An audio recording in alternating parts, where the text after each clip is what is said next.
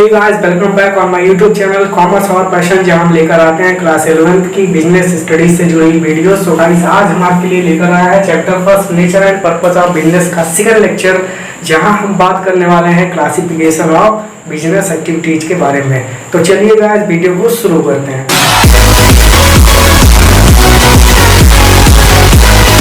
We are discussing about classification of business activities. Business activities can be classified into two parts. First is industry and second is commerce. तो guys, commerce के बारे में हम अगली video में special lecture लेकर आएंगे, तब हम बात करेंगे कॉमर्स होता क्या है, कॉमर्स की डिफिनीशन क्या है, कॉमर्स के फंक्शन क्या क्या है, हर एक चीज कॉमर्स के बारे में जानेंगे। लेकिन इस वीडियो में हम केवल इंडस्ट्री के बारे में जानने वाले हैं। इंडस्ट्री क्या है? Industry refer to those activities which convert raw material into finished good. यानी ये ऐसी एक्टिविटीज है जो कि रॉ मटेरियल जो कि नेचुरल रिसोर्स से निकलता है उसको सेमी फिनिश्ड गुड या फिनिश्ड गुड में कन्वर्ट करती हैं। इन्हीं को इंडस्ट्री कहा जाता है। अब हम जानते हैं इसके टाइप्स क्या क्या है। Industry are of two types. First is primary industry and second is secondary industry. अब हम बात करते हैं इसके बारे में, प्राइमरी इंडस्ट्री क्या है। All those industries which are concerned with the extraction of natural resources and reproduction of living species is defined as the primary industry। यानी जो कि नेचुरल यानी जो रॉ मटेरियल के एक्सट्रैक्शन में इन्वॉल्व होते हैं या रिप्रोडक्शन लिविंग स्पीसीज के रिप्रोडक्शन में इन्वॉल्व होते हैं उनको प्राइमरी इंडस्ट्रीज कहते हैं। ऐसी इंडस्ट्रीज जो कि एक्सट्रैक्शन में इन्वॉल्व हो या रिप्रोडक्शन में इन्वॉल्व हो, ऐसी इंडस्ट्रीज को प्राइमरी इंडस्ट्रीज कहते हैं। फिर है इसके टाइप्स क्या क्या हैं। Primary industry are of two types. First is extractive industry and second is genetic industry. अब जानते हैं एक्सट्रैक्टिव इंडस्ट्री किसे कहते हैं। नाम से ही पता लग जा रहा है कि यहाँ किसी चीज का एक्सट्रैक्शन होने वाला है। यानी those industry involve extraction of raw material from natural resources. ऐसी इंडस्ट्री जो कि रॉ मटेरियल निकालती हैं कहाँ से, नेचुरल रिसोर्सेज से एक्सट्रैक्ट करती हैं उसको, उसी को एक्सट्रैक्टिव इंडस्ट्री कहा जाता है।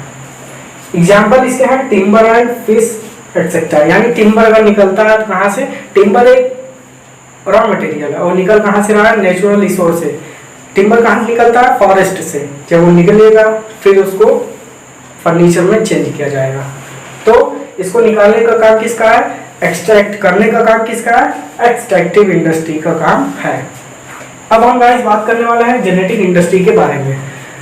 Those industry which are involved in the activities of breeding and rearing of living species. यानी ऐसी एक्टिविटीज जो कि लिविंग स्पीसीज के रिप्रोडक्शन या रियरिंग या ब्रीडिंग में इन्वॉल्व होते हैं, ऐसी इंडस्ट्री को क्या कहते हैं, जेनेटिक इंडस्ट्री कहते हैं। एग्जाम्पल क्या क्या है, डेयरी फार्म, पोल्ट्री फार्म, ये इसके एग्जाम्पल हैं। फिर आती है सेकेंडरी इंडस्ट्री। अभी तक हमने पढ़ा कि प्राइमरी इंडस्ट्री किसे कहते हैं, प्राइमरी इंडस्ट्री के टाइप्स के बारे में पढ़ा। अब गाइस हम बात करने वाले हैं सेकेंडरी इंडस्ट्री के बारे में।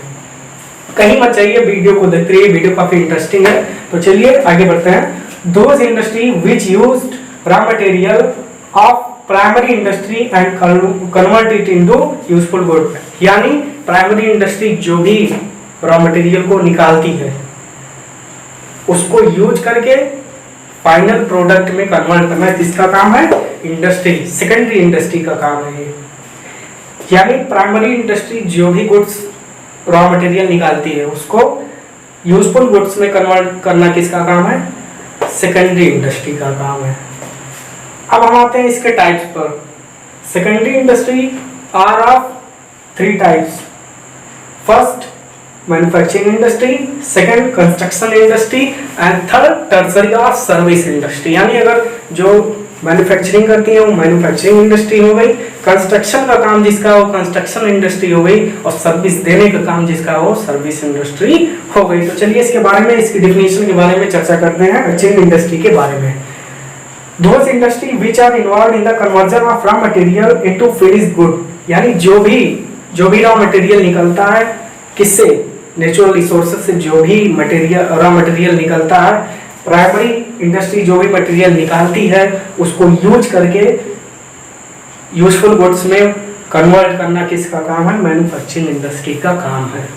इसकी डिफिनीशन आप बहुत ईजी वे में याद कर सकते हैं। आप ऐसे ही जान सकते हैं कि रॉ मटेरियल को यूज करके जो प्रोडक्ट मैन्युफैक्चर किया जाता है वो काम किसका है, मैन्युफैक्चरिंग इंडस्ट्री का है। अब हम इसके टाइप्स के बारे में बात करते हैं कि कौन कौन से गुड्स को प्रोड्यूस करता है। हम इसके टाइप्स के बारे में नहीं बात कर रहे हैं गाइस, हम इसके प्रोडक्ट के टाइप के बारे में बात कर रहे हैं।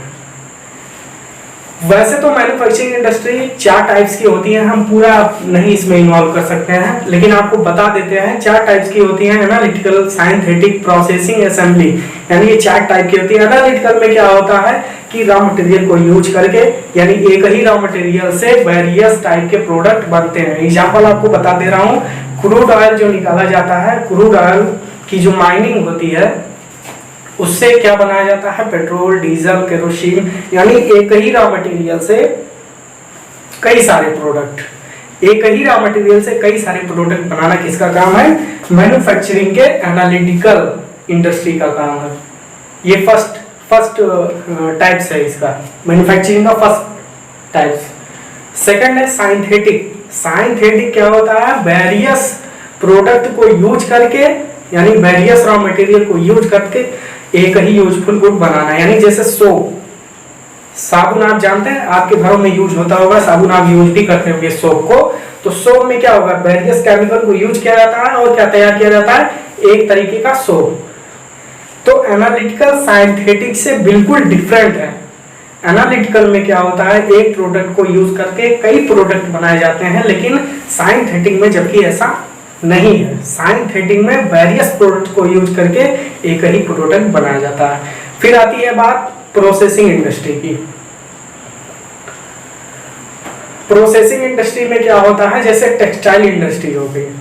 टेक्सटाइल इंडस्ट्री क्या होता है कि वेरियस स्टेज से प्रोडक्ट गुजरते हैं तब उनको मैन्युफैक्चर किया जाता है, यानी वेरियस स्टेज से वो गुजरेंगे तब उनका मैन्युफैक्चरिंग का काम शुरू होगा। फिर है असेंबली इंडस्ट्री। असेंबली इंडस्ट्री में ऑटोमोबाइल्स, कार, टेलीविजन ये सब आ जाते हैं, आपको पता होगा। तो हम आते हैं अपने टॉपिक पर। तो ये 2 टाइप्स के गुड को प्रोड्यूस करते हैं। पहला गुड होता है कंज्यूमर गुड और सेकंड होता है इंडस्ट्रियल गुड।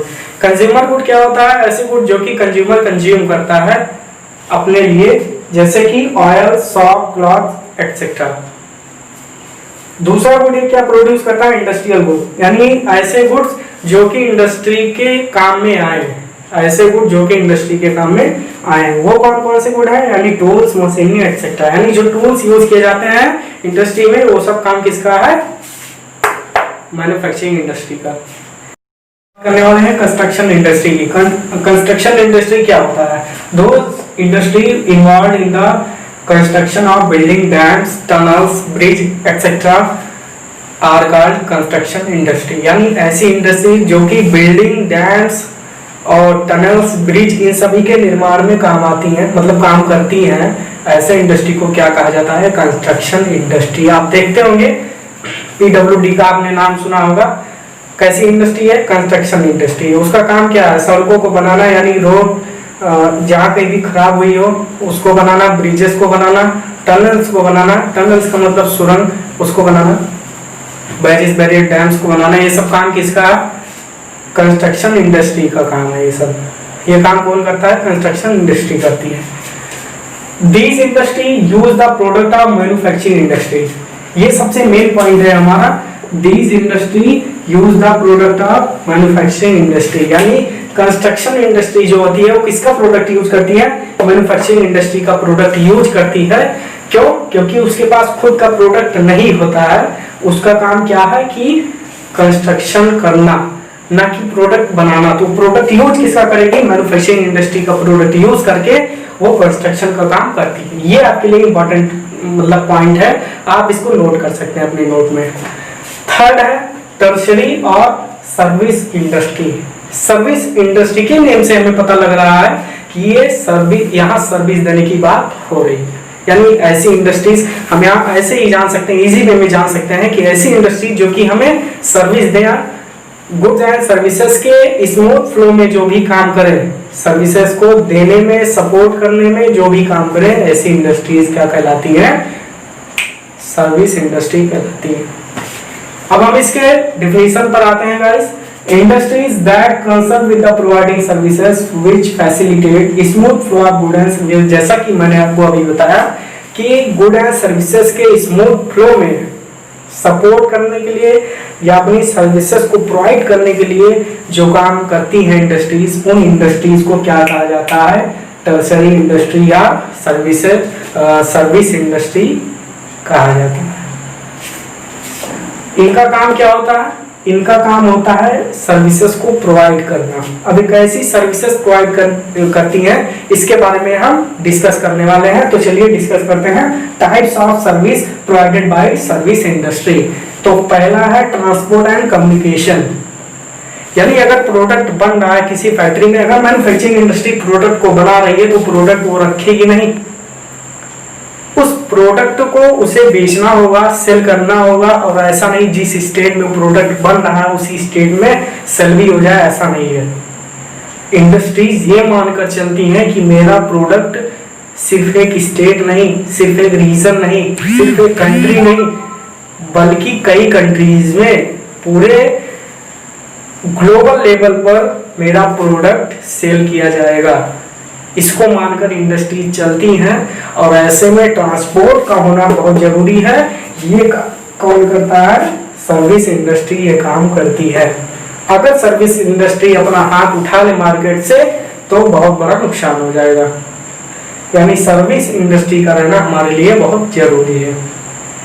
ट्रांसपोर्ट का काम कौन करता है? सर्विस इंडस्ट्री ही करती है। यानी एक प्रोडक्ट को दूसरी जगह ले जाना किसका काम है? सर्विस इंडस्ट्री का ही काम है। कम्युनिकेशन, प्रॉपर कम्युनिकेशन, कंज्यूमर और प्रोड्यूसर के बीच में प्रॉपर कम्युनिकेशन बनाने का काम किसका है? सर्विस इंडस्ट्री का ही है।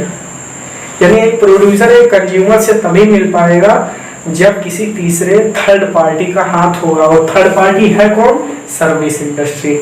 यानी सर्विस इंडस्ट्री नहीं रहेगी तो तीसरा आदमी वहां से, यानी थर्ड पार्टी वहां से रिमूव कर जाएगी, और कोई थर्ड पार्टी मार्केट में नहीं है सर्विस इंडस्ट्री के अलावा। सेकंड पॉइंट क्या है? Banking, finance.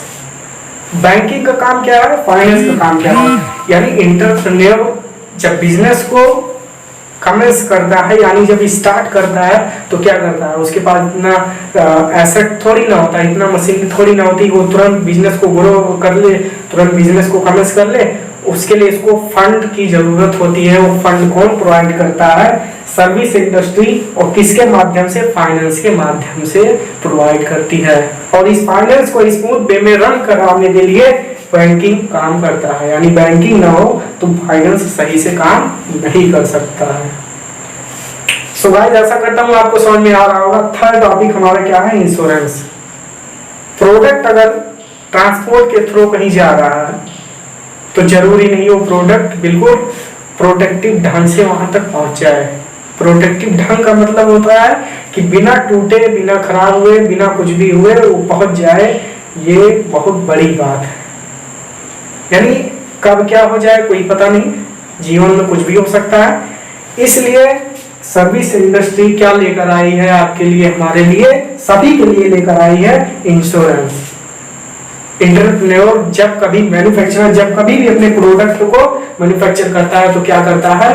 ट्रांसपोर्ट जब करवाता है अपने गुड एंड सर्विसेज का तो इंश्योरेंस जरूर करवा लेता है, क्योंकि बिना इंश्योरेंस के उसके प्रोडक्ट का प्रोटेक्शन नहीं रहता है। फोर्थ पॉइंट है वेयर हाउसिंग, यानी प्रोडक्ट को रखने की भी जगह होनी चाहिए। अगर जगह ही नहीं रहेगी प्रोडक्ट रखा कहाँ जाएगा? इसलिए वेयर हाउसिंग एक इंपॉर्टेंट है, सिग्निफिकेंट रोल इसमें अदा करता है। फिफ्थ है एडवर्टाइजिंग। अगर विज्ञापन ना, एडवर्टाइजमेंट ना है तो आप कैसे जानेंगे कि कौन सा प्रोडक्ट क्या है? तो एडवर्टाइजिंग एक इंपॉर्टेंट है, सिग्निफिकेंट रोल प्ले करती है हमारे बिजनेस में और साथ साथ वेरियस इंडस्ट्रीज के लिए। एंटरप्रेन्योर सबसे ज्यादा किसके पीछे भागते हैं? एडवर्टाइजिंग के पीछे, क्योंकि वो जानते हैं जब एडवर्टाइजमेंट नहीं रहेगा हमारा तो पब्लिक हम तक नहीं पहुंच पाएगी। इसलिए एडवर्टाइजमेंट का रहना बहुत ही जरूरी है। अब जो बिजनेस रन कर रहे हैं वो एडवर्टाइजमेंट के ही दम पर रन कर रहे हैं। आशा करता हूँ आपको वीडियो अच्छी लगी होगी, और आपको वीडियो अच्छी लगी है तो चैनल को सब्सक्राइब करें, वीडियो को लाइक करें, कमेंट करें, शेयर करें। और एक आपसे रिक्वेस्ट है कि आपके रिलेटिव में आपका कोई छोटा भाई बहन अगर पढ़ता हो तो उसको कॉमर्स और पैशन चैनल जरूर सजेस्ट करें कि आप यहाँ आइए। क्लास 11 की बिजनेस स्टडीज से जुड़ी वीडियोस यहाँ समय समय पर आते रहते हैं। एनसीईआरटी बेस्ड भी हम वीडियोस लाने वाले हैं, बस 1-2 दिन में लाने वाले हैं। जल्द ही एनसीईआरटी बेस्ड वीडियोस और स्पेशल लेक्चर हमारे दूसरे तीसरे वीडियोस पर लगा रहेगा, यानी स्पेशल लेक्चर हम लाते रहेंगे। स्पेशल लेक्चर फॉर कॉमर्स के लिए अभी मेरा नेक्स्ट वीडियो आने वाला है, आप जरूर देखें कॉमर्स क्या है। स्पेशल लेक्चर में हम बेसिकली उन्हीं टॉपिक के बारे में बात करेंगे जो वेरी इंपॉर्टेंट यानी ज़्यादा इंपॉर्टेंट होंगे, और स्पेशल लेक्चर में केवल एक ही टॉपिक पर बात होगी और उसके बारे में पूरी छानबीन के साथ 20-25 मिनट का वीडियो बनेगा और एक ही टॉपिक पर बात होगी। इसलिए आप स्पेशल लेक्चर बिल्कुल खोइएगा मत, स्पेशल लेक्चर आप लोग जरूर देखिएगा। कॉमर्स से स्पेशल लेक्चर आने वाला है और आगे वीडियोज़ में स्पेशल लेक्चर्स आते ही रहेंगे। तो इसलिए आपसे एक रिक्वेस्ट है कि जो कोई भी आपके रिलेटिव्स में हो, भाई बहन हो, कोई भी हो, कॉमर्स और पैशन जो चैनल है हमारा, जरूर उसको सजेस्ट करिए, आए यहाँ पढ़ें। उसकी प्रॉब्लम को हम अपनी प्रॉब्लम समझकर सॉल्व करेंगे, ये हमारा वादा है। We will really help you. So guys, आशा करता हूँ आपको वीडियो अच्छी लगी, तो वीडियो को हम यहीं एंड करते हैं। आपसे